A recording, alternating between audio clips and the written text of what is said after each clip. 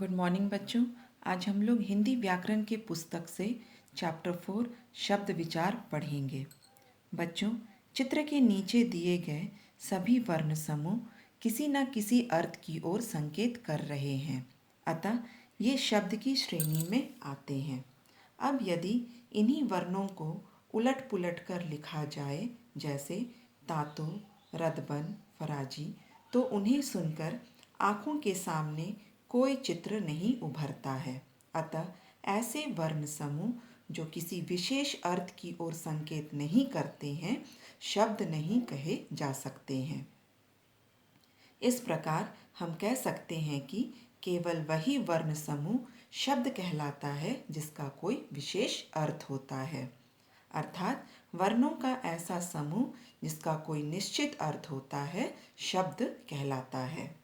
अर्थ के आधार पर शब्द के भेद। अर्थ के आधार पर शब्द के दो भेद होते हैं। पहला सार्थक शब्द, दूसरा निरर्थक शब्द। पहला सार्थक शब्द। जो शब्द किसी निश्चित अर्थ का बोध कराते हैं उन्हें सार्थक शब्द कहते हैं, जैसे मोर, कमल, घोड़ा, नदी आदि।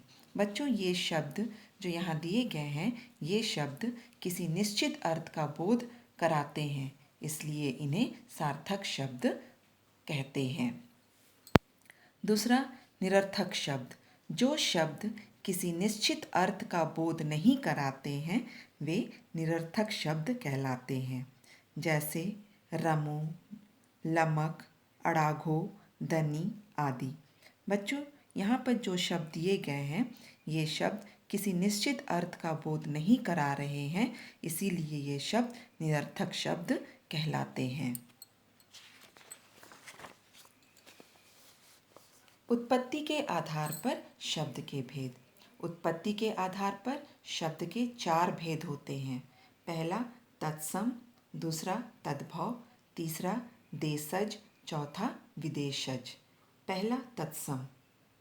संस्कृत के जो शब्द मूल रूप में हिंदी में प्रयोग में लाए जाते हैं उन्हें तत्सम शब्द कहते हैं, जैसे अग्नि, वायु, स्नेह, सूर्य आदि। दूसरा है तद्भव शब्द। हिंदी के जो शब्द संस्कृत भाषा के हैं लेकिन हिंदी में उनका सरल रूप में प्रयोग होता है, तद्भव शब्द कहलाते हैं, जैसे चंद्र से चांद, रात्रि से रात, मातृ से माता आदि। तीसरा देशज शब्द। हिंदी में अनेक शब्द ऐसे हैं जिन्हें आवश्यकता के अनुसार बना लिया गया है, ऐसे शब्द देशज शब्द कहलाते हैं, जैसे रोटी, पगड़ी, पड़ोसी, जूता आदि। चौथा विदेशज शब्द। विदेशी भाषाओं के जो शब्द हिंदी में प्रयोग किए जाते हैं वे विदेशज शब्द कहलाते हैं, जैसे अंग्रेजी, engine, number, chocolate, cinema, circus, cricket, blade, doctor आदि। अरबी अदालत, सुबह, हवा, शतरंज, तारीख, जुर्माना, ताकत, वकील आदि। फारसी अचार, खराब, जगह, गुब्बारा, जमीन, जानवर, नमक, दरवाज़ा आदि। बच्चों, ये सभी विदेशी भाषाओं के शब्द हैं जिसका प्रयोग हिंदी में किया गया है, इसीलिए इसे विदेशज शब्द कहा जा रहा है।